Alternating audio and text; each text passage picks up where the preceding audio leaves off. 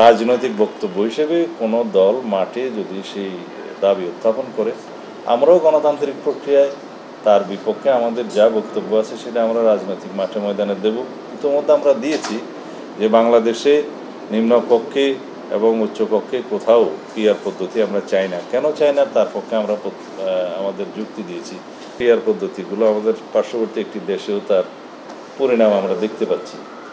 দুর্বল সরকার ব্যবস্থাপনা হয় কিছু আসন বেশি প্রাপ্তির উদ্দেশ্যে। যদি আমরা একটা অস্থিতিশীল রাষ্ট্র ব্যবস্থা, সরকার ব্যবস্থা, সংসদীয় ব্যবস্থার দিকে যাই, তাহলে এটা আমাদের জাতীয় জীবনের জন্য একটা ভয়ঙ্কর পরিণতি নিয়ে আসবে ভবিষ্যতে।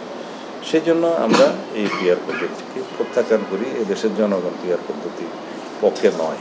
যারা গণতান্ত্রিক প্রক্রিয়ায় রাজনীতি করবে তারা সবাই রাজনীতির মাঠে আমাদের রাজনৈতিক সঙ্গী। আমাদের মধ্যে নির্বাচন যখন অনুষ্ঠিত হবে প্রতিদ্বন্দ্বিতা হবে, প্রতিযোগিতা হবে।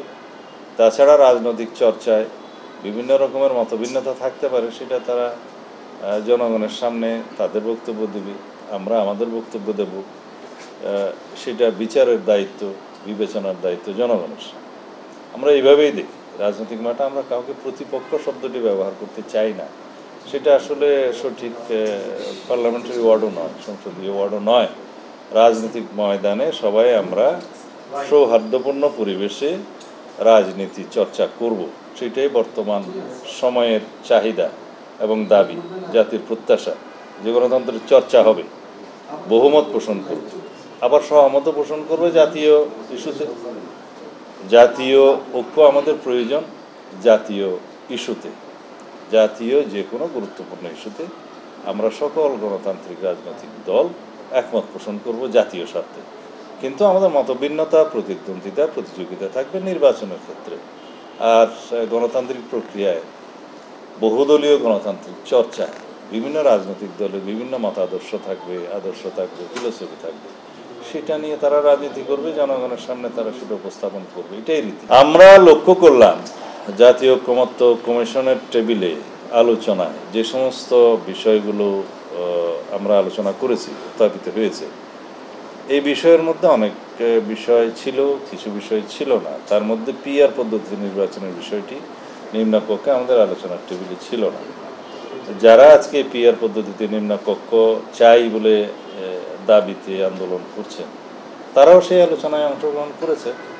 কিন্তু ঐকমত্য কমিশনের আলোচনার সূচিতে না থাকলে সেই বিষয়ে ঐকমত্য কমিশনের আওতাভুক্ত কোনো বিষয়ে আমি কথা বলতে পারি, কিন্তু এই বিষয়ে কথা বলতে পারি না। তবে রাজনৈতিক বক্তব্য হিসেবে কোনো দল মাঠে যদি সেই দাবি উত্থাপন করে, আমরাও গণতান্ত্রিক প্রক্রিয়ায় তার বিপক্ষে আমাদের যা বক্তব্য আছে সেটা আমরা রাজনৈতিক মাঠে ময়দানে দেব। ইতিমধ্যে আমরা দিয়েছি যে বাংলাদেশে নিম্নকক্ষে এবং উচ্চকক্ষে কোথাও পিআর পদ্ধতি আমরা চাই না। কেন চাই না তার পক্ষে আমরা আমাদের যুক্তি দিয়েছি। যেমন বাংলাদেশের রাজনৈতিক কালচার এবং নির্বাচনের ইতিহাস কোনোটার সাথেই সামঞ্জস্যপূর্ণ নয় এই পিআর পদ্ধতি। পৃথিবীর বিভিন্ন দেশে বিভিন্ন রকমের বিভিন্ন পিআর পদ্ধতি চালু আছে। তার মধ্যে সেই পিআর পদ্ধতিগুলো আমাদের পার্শ্ববর্তী একটি দেশেও তার পরিণাম আমরা দেখতে পাচ্ছি। দুর্বল সরকার ব্যবস্থাপনা হয়।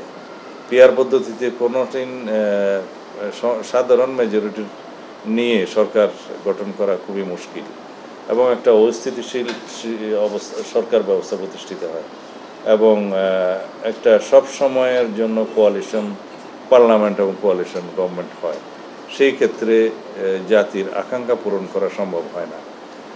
নির্বাহী বিভাগের অথবা যারা মেজরিটি দল থাকে তাদের বিভিন্ন রকমের প্রতিশ্রুতি জনগণের জন্য থাকে, জাতির কাছে থাকে, সেগুলো বাস্তবায়ন সম্ভব হয় না।